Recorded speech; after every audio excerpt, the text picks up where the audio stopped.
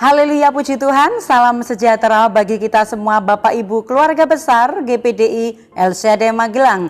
Kita jumpa kembali dalam Renungan 79 hari ini. Sebelum kita akan merenungkan firman Tuhan, mari bersama dengan saya kita kembali mengucapkan salam revival. Salam revival, berubah, berkarya, menjadi berkat. Puji Tuhan, kita semakin bersemangat untuk mengalami perubahan, mengalami pemulihan, dan juga dimanapun kita berada, kita akan senantiasa menjadi berkat bagi banyak orang. Mari Bapak Ibu, kita akan masuk di dalam renungan firman Tuhan. Kita akan membaca di dalam Amsal 14 ayat 1. Demikianlah bunyi firman Tuhan. Perempuan yang bijak mendirikan rumahnya, tetapi yang bodoh meruntuhkannya dengan tangannya sendiri. Saya memberikan tema firman Tuhan hari ini, perempuan bijak. Menjadi perempuan tentu saja adalah merupakan anugerah dari Tuhan, ya. Dan Tuhan menciptakan perempuan bukan tanpa tujuan. Saya percaya bahwa seluruh wanita, seluruh perempuan yang merasa bahwa kita diciptakan oleh Tuhan dengan tujuan besar seperti apa yang dikehendaki oleh Tuhan.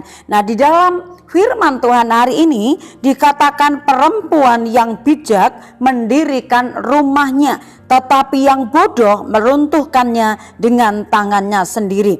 Dalam pembacaan ayat ini Bapak Ibu, perempuan bukan hanya berbicara soal jenis kelamin kita, tetapi kalau kita belajar di dalam Amsal ini, perempuan ini juga adalah merupakan gambaran tentang gereja Tuhan. Karena perempuan atau gereja Tuhan itu digambarkan sebagai perempuan, sebagai mempelainya Kristus. Gereja Tuhan adalah kita semua, orang-orang yang percaya kepada Tuhan. Jadi bahwa perempuan yang bijak di sini menggambarkan bagaimanakah gereja Tuhan atau mempelai Kristus yang bijak itu akan mendirikan rumahnya, tidak merobohkannya, ya. Nah, perempuan yang bijak ini di dalam terjemahan yang lain ada beberapa makna atau beberapa terjemahan, yaitu perempuan yang berbudi, perempuan yang berhikmat. Nah, oleh sebab itu kalau kita gereja Tuhan atau mempelainya Kristus disebut sebagai perempuan yang berbudi, perempuan yang berhikmat, maka ini menjadi sebuah kebanggaan bagi kita sehingga kita disebut sebagai wanita-wanitanya Kristus, perempuan-perempuan mempelainya Kristus. Itu adalah merupakan sebuah kebahagiaan, sebuah anugerah karena kita disebut sebagai wanita atau perempuan mempelainya Tuhan. Di dalam Amsal 24 ayat yang kelima bagian A, di sana dikatakan orang yang bijak lebih berwibawa daripada orang yang kuat. Nah, berbicara tentang perempuan yang bijak tentu saja tidak melakukan segala sesuatu tanpa pertimbangan. Perempuan yang bijak melakukan segala sesuatu dengan sebijaksana mungkin, dengan sebaik mungkin. Segala sesuatunya dipikirkan, segala sesuatunya dipersiapkan dengan baik, ya. Apapun yang akan dikerjakannya itu dipikirkan begitu rupa supaya di dalam pengambilan keputusan tidak terjadi kesalahan, supaya di dalam menentukan segala sesuatu itu tidak sembrono, tidak tergesa-gesa, tetapi orang yang bijaksana maka dia melakukannya dengan penuh kehati-hatian, ya. Kita dapat menjadi orang-orang yang bijak Bapak Ibu dalam segala hal. Itu sebabnya kita rindu apa yang dilakukan oleh orang-orang yang bijak. Gereja Tuhan sebagai perempuan yang bijak, maka kita akan melihat apa dasar daripada perempuan bijak. Yang saya tuliskan adalah yang menjadi dasar orang yang bijaksana adalah firman Tuhan. Ada satu contoh ayat di dalam Matius 7. Matius 7 ayat 24 sampai 25, firman Tuhan di sana dikatakan, setiap orang yang mendengar perkataanku ini dan melakukannya, ia sama dengan orang yang bijaksana yang mendirikan rumahnya di atas batu. Kemudian turunlah hujan dan datanglah banjir, lalu angin melanda rumah itu, tetapi rumah itu tidak rubuh sebab didirikan di atas batu. Di sini dikatakan menjadi sebuah gambaran orang yang bijaksana mendirikan rumahnya tidak di atas pasir, tetapi di atas batu. Ini adalah gambaran orang-orang yang mendengarkan firman Tuhan dan juga melakukannya. Orang bijak, dia memberikan hidupnya dengan dasar firman Tuhan. Firman Tuhan ini adalah merupakan kekuatan bagi kita. Firman Tuhan ini adalah merupakan dasar hidup kita.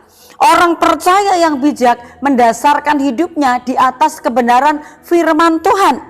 Karena apa? Menjadikan firman itu sebagai petunjuk di tengah-tengah dunia yang semakin jahat ini, Bapak Ibu, kita tidak akan bisa berjalan di dalam kebenaran kalau kita tidak mendasarkan hidup kita dengan firman Tuhan. Firman Tuhan adalah kebenaran. Firman Tuhan ini adalah petunjuk-petunjuknya Tuhan supaya kita tidak berjalan di jalan yang salah.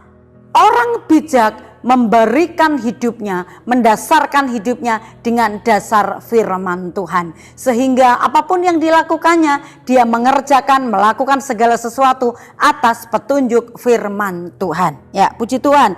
Lalu karakter seperti apakah sebagai perempuan bijak? Kita akan bersama-sama belajar. Orang yang mendasarkan hidup di atas firman Tuhan, maka karakter hidupnya adalah, yaitu yang pertama yang saya catat, dia akan senantiasa mentaati firman Tuhan. Lukas 1 ayat 38 di sini adalah contoh firman Tuhan tentang Maria.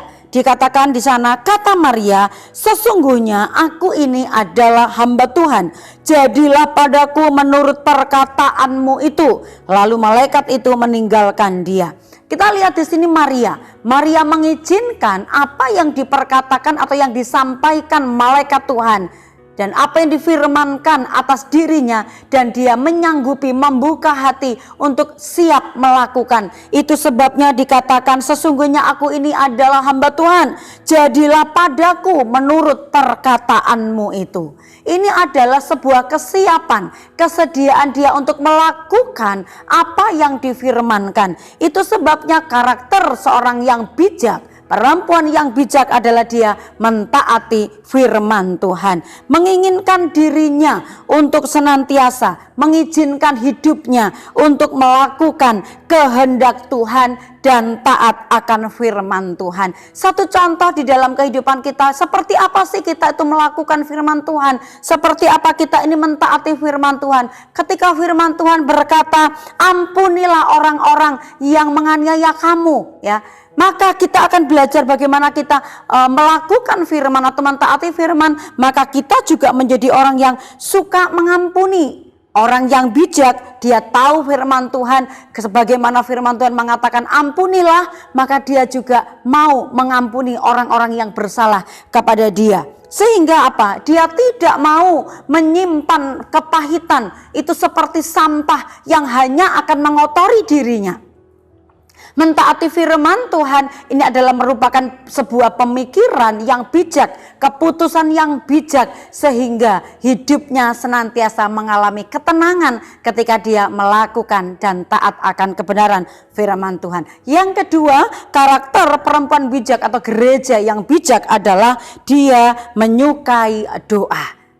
Menyadari bahwa letak kekuatannya hanyalah di dalam doa, maka kita sebagai mempelai Kristus, sebagai wanita-wanita, perempuan-perempuan yang bijak di hadapan Tuhan, maka kekuatan kita hanya ada di dalam doa untuk menghadapi liku-liku kehidupan, untuk menghadapi kesukaran-kesukaran di dalam dunia ini. Kita harus memerlukan di dalam doa, memerlukan kehidupan di dalam doa, supaya kita senantiasa ada di dalam hadirat Tuhan dan mengalami kekuatan di dalam Dia. Satu contoh kisah di dalam Alkitab, Lukas 2 ayat 36 dan 37. Di sana berkata, Lagi pula di situ ada Hana, seorang nabi perempuan anak Fanuel dari suku Asyer.